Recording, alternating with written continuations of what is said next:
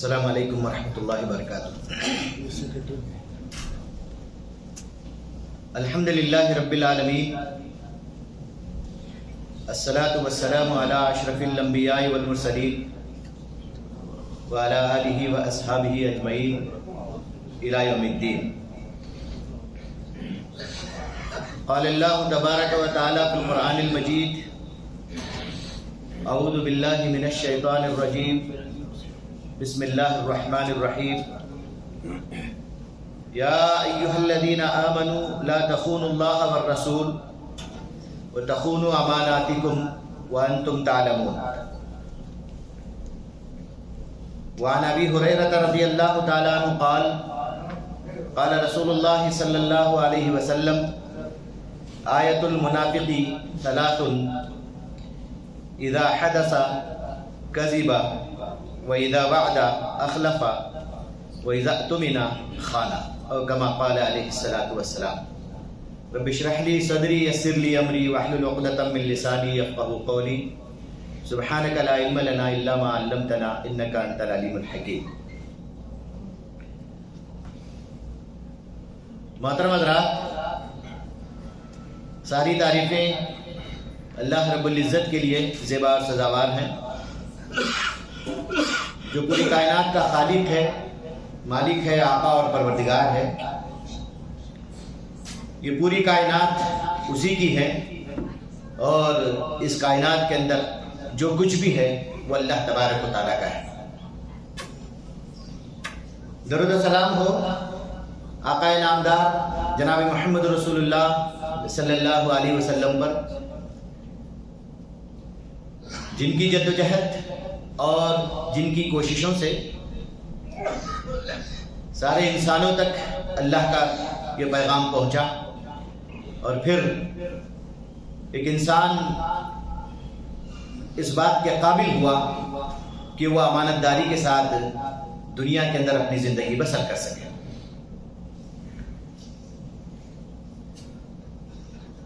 حضرات، قرآن مجید کی ایک آیت آپ کے حضرات کے سامنے پڑھی گئی، اور ایک حدیث محمد رسول اللہ صلی اللہ علیہ وسلم کی آپ حضرات کے سامنے سنائی گئی۔ اللہ تعالیٰ ارشاد فرماتا ہے: اے ایمان لانے والو، لا تخونوا اللہ والرسول، اللہ اور اس کے رسول کی خیانت نہ کرو، وتخونوا اماناتکم، اور پھر آپس میں ایک دوسرے کی امانتوں کے اندر بھی خیانت جانتے بوجھتے نہ کرو، وانتم تعلمون۔ اللہ کے رسول صلی اللہ علیہ وسلم نے ارشاد فرمایا، حضرت ابو ہریرہ رضی اللہ تعالیٰ عنہ اس حدیث کے راوی ہیں، فرماتے ہیں کہ رسول اللہ صلی اللہ علیہ وسلم نے فرمایا، منافق کی نشانیاں تین ہیں۔ آیت المنافقی ثلاث، اذا حدث کذب، جب وہ بات کرتا ہے تو جھوٹ بولتا ہے، وَإِذَا وَعَدَ أَخْلَفَ، جب وعدہ کرتا ہے تو اس کی خلاف ورزی کرتا ہے، وَإِذَا اؤْتُمِنَ خَانَ، اور جب اس کے پاس امانتیں رکھی جاتی ہیں تو خیانت کرتا ہے۔ حضرات، اس آیت اور پھر اس حدیث کی روشنی کے اندر جو بات ہمارے سامنے سمجھ میں آتی ہے وہ یہ ہے کہ اس آیت کے اندر ایک پیغام دیا گیا ہے، اور وہ پیغام یہ ہے کہ جو لوگ اللہ پر ایمان لاتے ہیں، اللہ کو اپنا خدا، حاکم، پروردگار سب کچھ جب اس کو تسلیم کرتے ہیں تو دنیا کے اندر جینے کا واحد سلیقہ یہی ہے کہ اس کے ساتھ غداری نہ کی جائے، اس کے ساتھ خیانت نہیں کی جائے۔ اور ایک پیغام اس آیت کے اندر یہ بھی ملتا ہے کہ جب انسان اس دنیا کے اندر مل جل کر کے بس رہے ہیں تو امانت کا یہ تصور یہ بھی بتایا گیا کہ آپس کی امانتوں کے اندر بھی خیانت نہیں ہونی چاہیے۔ اللہ کے رسول صلی اللہ علیہ وسلم نے حدیث میں جو بات بتائی کہ مومن کی نشانیاں تین بتائی، اس میں ایک بات یہ بتائی کہ جب اس کے پاس امانت رکھی جاتی ہے تو وہ خیانت کرتا ہے۔ قرآن مجید کا جب ہم مطالعہ کرتے ہیں تو ہمارے سامنے یہ بات آتی ہے کہ قرآن مجید میں اللہ رب العزت نے ان دونوں کرداروں کو، ان دونوں کیریکٹر کو قرآن مجید میں بہت واضح انداز میں اور ایک بہترین انداز میں بیان فرمایا ہے۔ خیانت یہ اصل میں امانت کی ضد ہے۔ امانت داری کی حقیقت کو ہمیں قرآن و سنت کی روشنی میں بہتر انداز میں سمجھنے کی ضرورت ہے۔ جب آدمی امانت داری کی صحیح صورتحال کو، صحیح کیفیت کو، اس کی صحیح جامعیت کو سمجھ لیتا ہے تو پھر اس کی زندگی امانت کے راستے پر چل سکتی ہے اور امانت کے راستے پر وہ آگے چل سکتا ہے۔ امانت داری کا ہمارے سامنے جو تصور قرآن نے بتایا وہ یہی ہے کہ انسان کو اللہ تبارک و تعالیٰ نے جو کچھ عطا کیا ہے وہ ساری چیزیں امانت ہیں۔ زندگی امانت ہے، دولت امانت ہے، اور اس کو جو اقتدار ملتا ہے وہ امانت ہے،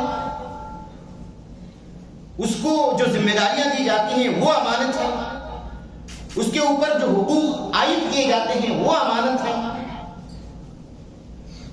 قرآن کی اس آیت کی روشنی میں جو پیغام ہمارے سامنے آتا ہے کہ وہ یہ ہے کہ زندگی کے تمام امور کے اندر اللہ تبارک و تعالیٰ امانت داری چاہتا ہے۔ اس زمین پر اللہ تعالیٰ نے انسان کو امین بنا کر کے بھیجا، کسٹوڈین بنا کر کے بھیجا۔ عبادت کا سب سے اعلیٰ تصور یہی ہے کہ انسان اس زمین پر امین بن کر کے زندگی بسر کرے۔ امانت داری کا اعلیٰ ترین تصور یہ ہے کہ یہ سب کچھ اللہ تبارک و تعالیٰ کا ہے، اس میں میرا کچھ بھی نہیں ہے۔ یہ چاہے قوت ہو، چاہے دولت ہو، چاہے عیش و آرام ہو، سب کچھ اللہ تبارک و تعالیٰ کا ہے۔ اس زمین پر میں اس کا خدا، اس کا بندہ بن کر کے مجھے امانت داری کے ساتھ زندگی بسر کرنے کی ضرورت ہے۔ اور یہ امانت داری اللہ تبارک و تعالیٰ نے آسمان پر پیش کی، پہاڑوں پر پیش کی، زمینوں پر پیش کی، لیکن اس بھاری ذمہ داری کو انہوں نے اٹھانے سے انکار کر دیا۔ وَحَمَلَهَا الْإِنسَانُ، انسان نے اس کو اٹھا لیا کیونکہ اللہ نے اس کو اس کا اہل بنایا تھا، اس کو اٹھا لیا۔ اس ذمہ داری کی ادائیگی کی قوت بھی اللہ تبارک و تعالیٰ نے اس کے اندر رکھی۔ امانت داری کی ادائیگی کی قوت اور اس کا جو ذریعہ انسان کو میسر آتا ہے وہ ہے ایمان۔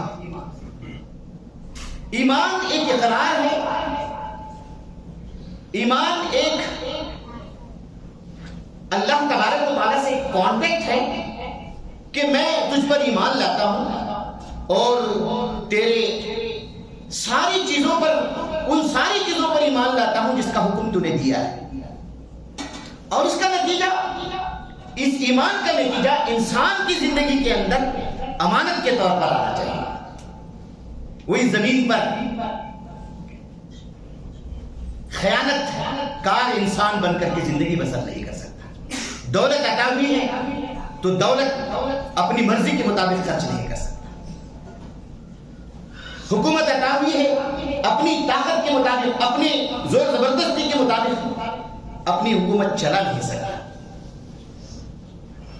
یہ ساری چیزیں جو اللہ تبارک و تعالیٰ نے اسے عطا کی ہیں، یہ اگر وہ ایسا کرتا ہے تو پھر وہ خیانت کار شخص ہو سکتا ہے۔ امانت کے سلسلے میں اللہ تبارک و تعالیٰ نے ہمارے سامنے جو وسیع تصور بتایا وہ یہی ہے، اللہ نے حکم دیا کہ اے ایمان والو، تمہیں امانت کی ادائیگی صحیح معنوں میں کرنی چاہیے۔ یا ان اللہ یأمرکم ان تؤدوا الامانات الی اہلھا،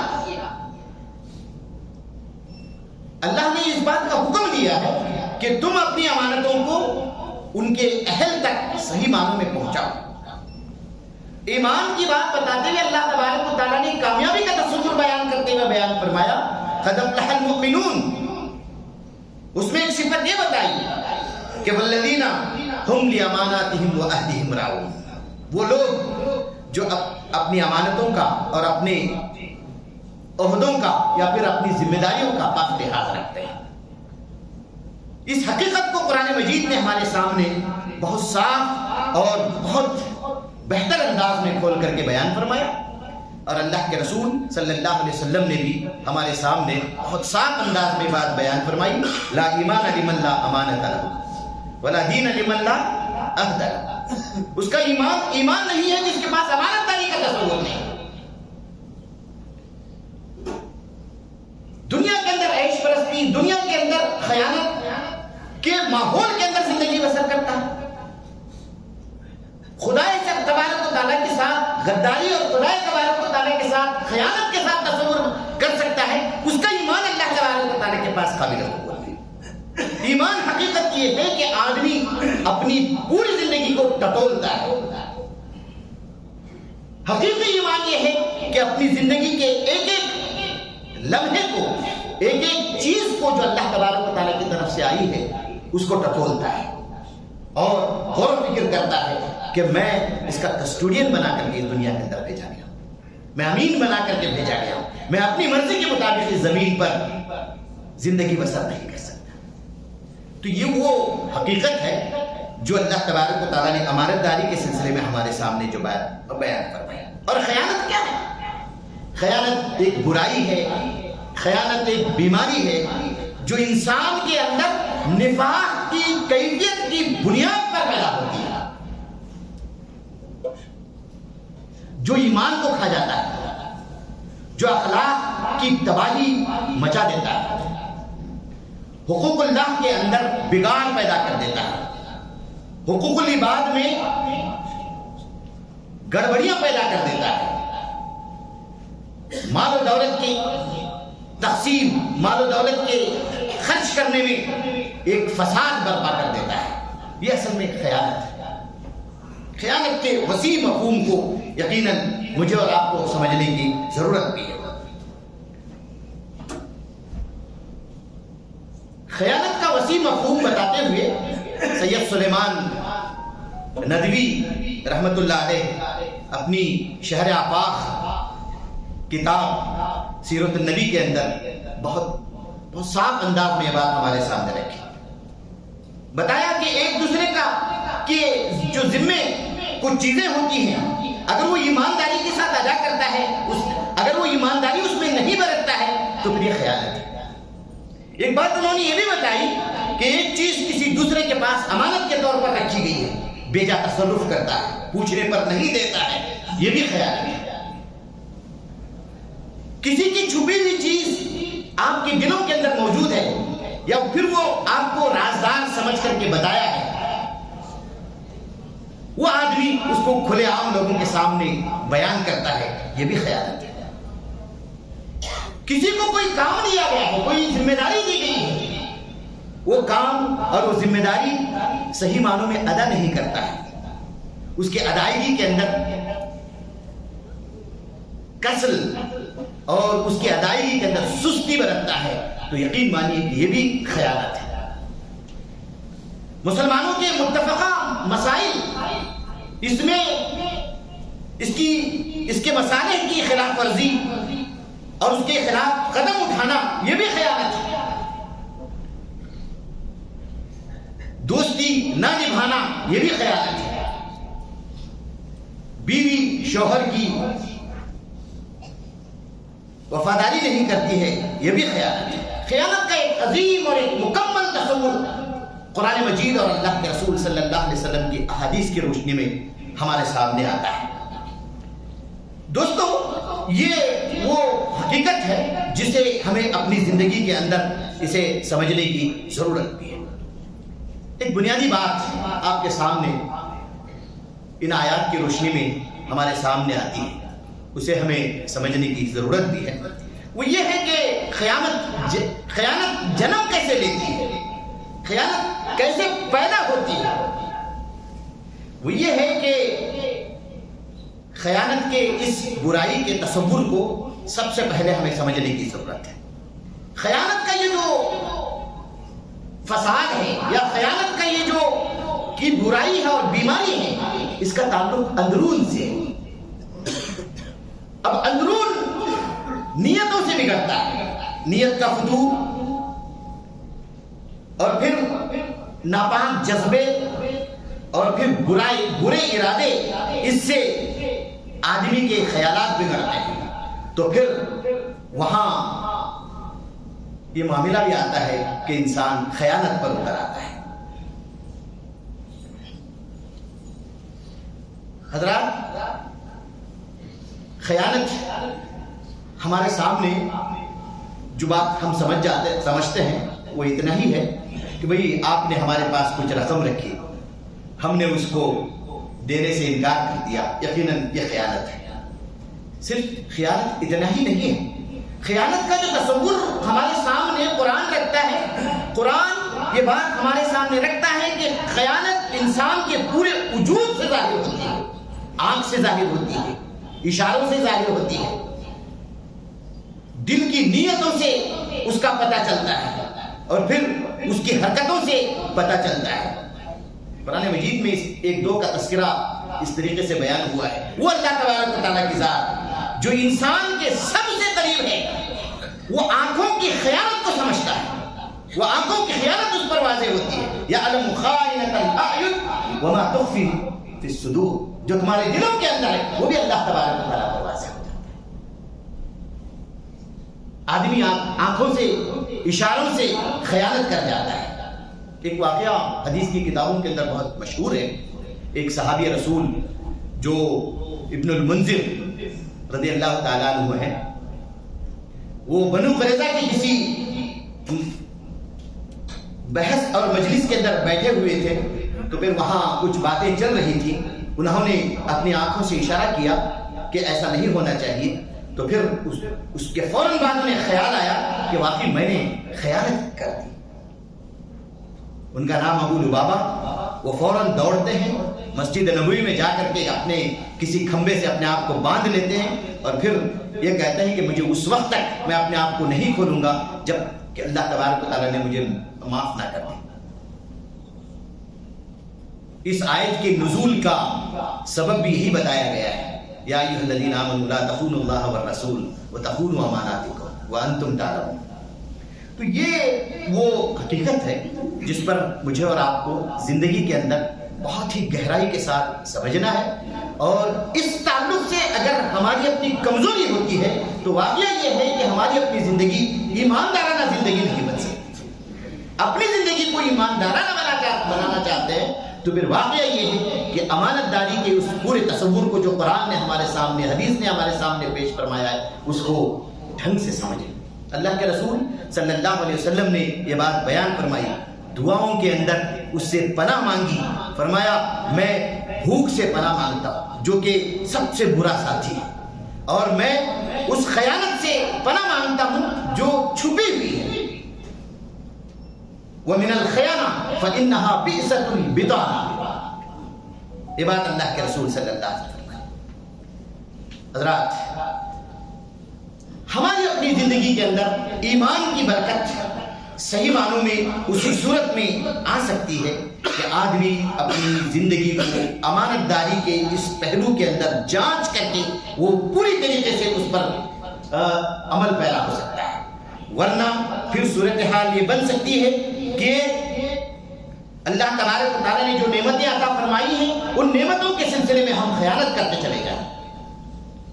یہ جو زندگی کے اندر جو نعمتیں اللہ نے ہمیں عطا فرمائی ہیں یہ ساری اللہ تبارک و تعالیٰ کی نعمتیں ہیں، اور اس تعلق سے کل اللہ تبارک و تعالیٰ کے پاس سوال بھی ہوگا، ثم لتسألن یومئذ عن النعیم۔ اللہ کے پاس یہ جو نعمتیں ہم کو ملی ہیں ان نعمتوں کے سلسلے میں کل سوال ہوگا۔ یہ بات بھی ہمیں سمجھنے کی ضرورت ہے کہ عہدے بھی امانت ہیں، ان عہدوں کے اندر تھوڑی بہت خلاف ورزی بھی امانت ہے، اس میں سستی بھی امانت ہے، سب کچھ امانت ہے۔ امانت میں خیانت کا تصور جو قرآن مجید میں ہمارے سامنے بہت واضح انداز میں بیان فرمایا گیا ہے، اس چیز کو ہمیں پوری طریقے سے سمجھنا ہے۔ ایسا نہیں کہ بس ہم اللہ کے لیے نماز پڑھ رہے ہیں، بس کیا کہہ رہے ہیں کہ بھئی قرآن پڑھ رہے ہیں، سب کچھ کر رہے ہیں، زندگی کے اندر گھر خیانت کے اندر مبتلا ہے، بیوی کے ساتھ خیانت، بچوں کے ساتھ خیانت، دولت کے ساتھ خیانت، حکومت کے ساتھ خیانت، اقتدار کے ساتھ خیانت، یہ سارے معاملات ادا کر رہے ہیں، اور پھر معاملہ ایسا کہ اللہ اللہ کرتے بیٹھے ہیں، تو پھر اللہ تبارک و تعالیٰ کے پاس کامیابی کا تصور ہے۔ دوستو، اس حقیقت کو ہمیں سمجھنے کی بھی ضرورت ہے۔ ایک بات یہ بھی ہے کہ اللہ تبارک و تعالیٰ نے اس آیت کے اندر جو بات بیان فرمائی وہ یہ ہے کہ اللہ اور اس کے رسول کی خیانت۔ دوسری بات اس میں بتائی کہ اللہ تبارک و تعالیٰ نے بندوں کے امانت، اس میں خیانت نہیں ہونی چاہیے۔ اللہ اور اس کے رسول کی خیانت کیا ہے؟